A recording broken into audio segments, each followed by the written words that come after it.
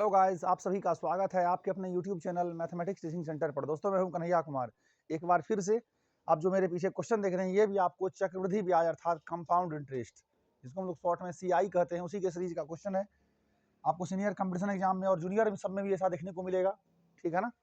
इसमें कह रहा है जी, एक धनराशि को चक्रवृद्धि ब्याज पर निवेश करने पर अर्थात लगाने पर 3 वर्ष में वह 800 रुपया हो जाती है। 800 रुपया हो जाती है मतलब अमाउंट है, वो मिश्र धन है। और 4 वर्ष में 840 रुपया हो जाती है। तो ब्याज दर प्रति वर्ष ज्ञात कीजिए, ठीक है ना। 3 वर्ष में 800 रुपया और 4 वर्ष में 840 रुपया हो जाती है, तो ब्याज दर प्रति वर्ष क्या होगा, ठीक है ना। आपका 800 और 840 जो है मित्र, ये दोनों क्या है, अमाउंट है, आपका मिश्र धन है। अब बताइए आप एक चीज, यहां से हिल गया फोन गया। अब एक चीज आप बताइए, चक्रवृद्धि ब्याज वाले कंडीशन में आपका अमाउंट का फॉर्मूला होता है ए बराबर P into 1 plus R by 100 के होल पावर में टी, या इसको आप एन भी कह सकते हो, पूर्ण वर्षों की संख्या है, ठीक है ना। आइए पहला पार्ट इसका देखते हैं। आपका अमाउंट जब लेंगे, हिल रहा है, जब अमाउंट लेंगे 800, आपका हो जाएगा जी ए बराबर पी तो नहीं पता, इंटू 1 प्लस आर भी नहीं पता, बाई 100 के होल पावर टी। 800 रुपया होता है कब, 3 वर्ष में आपका, तो 3 हो गया जी समीकरण एक। ए बराबर P into 1 plus R by 100 के होल पावर टी बोले तो 3 वर्ष, समीकरण एक। कोई दिक्कत यहाँ तक, बहुत ईजी है।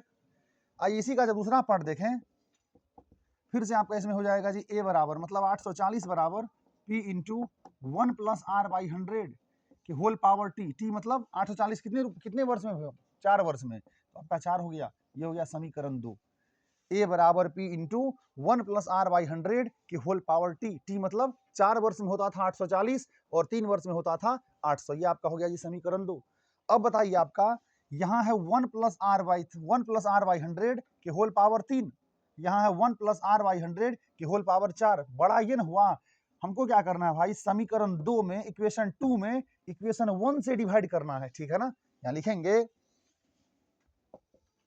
समीकरण 2 में समीकरण 1 से भाग देने पर, ठीक है ना। क्या लिखे यहाँ, समीकरण 2 में समीकरण 1 से भाग देने पर, तो भाई एलएचएस का पार्ट डिवाइड हो जाएगा एलएचएस में और आरएचएस का पार्ट डिवाइड हो जाएगा आरएचएस में। आपका इधर हो गया जी 840 बाई नीचे में, क्योंकि हम 2 में 1 से दे रहे हैं डिवाइड, तो आपका 840 बाई नीचे में 800। इधर आपका हो जाएगा जी P into 1 plus R by 100 की होल पावर में 4, और इधर हो जाएगा आपका P into 1 plus R by 100 की होल पावर में 3। आपका कोई दिक्कत यहाँ तक समझने में नहीं ना। आपका 0 0 चल गया जी, दूसरे काटे कितने बार में, 4 से काटिए इसको 20 बार में, और 4 से कटेगा 4 दूनी का 8, 4 एकम 4, पी से पी तो खत्म हो गया जी। जब यहाँ देखें तो 21/20 इधर हो जाएगा जी। अब देखिए, ये बेस है, ये पावर है, ये बेस है, ये पावर है। डिवाइड में जब बेस सेम रहता है तो पावर क्या होता है जी, माइनस होता है ना। इसका मतलब हो गया 1 plus R by 100 whole power 4 minus 3 करेंगे तो 1 आपका हो जाएगा। यहाँ तक कोई दिक्कत समझने में नहीं ना।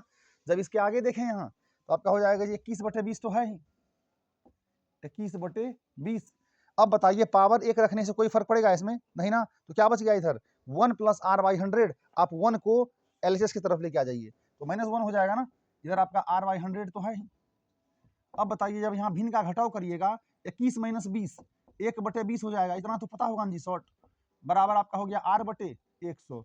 20 एकान 20, 20 पंचे 100। आप नीचे नीचे काट सकते हैं, ऊपर ऊपर काट सकते हैं, लेकिन क्रॉस में आपका मल्टीप्लीकेशन होता है। तो r बराबर फाइनली आपका दोस्त यहाँ हो जाएगा 5 एकम 5%। यही पूछ रहा था आपसे रेट है ना, तो रेट आपका इस क्वेश्चन का आंसर 5%, जो कि ऑप्शन नंबर सी के साथ चला जाएगा। कहीं कोई पार्ट समझने में दिक्कत, एक चीज ध्यान रखिएगा, कंपाउंड इंटरेस्ट वाले कंडीशन में आपका मिश्र धन का जो फॉर्मूला होता है, अमाउंट का जो फॉर्मूला होता है, वो होता है ए बराबर P into 1 plus R by 100 की होल पावर टी होता है, ठीक है ना। देखिएगा अच्छे से। थैंक यू दोस्त।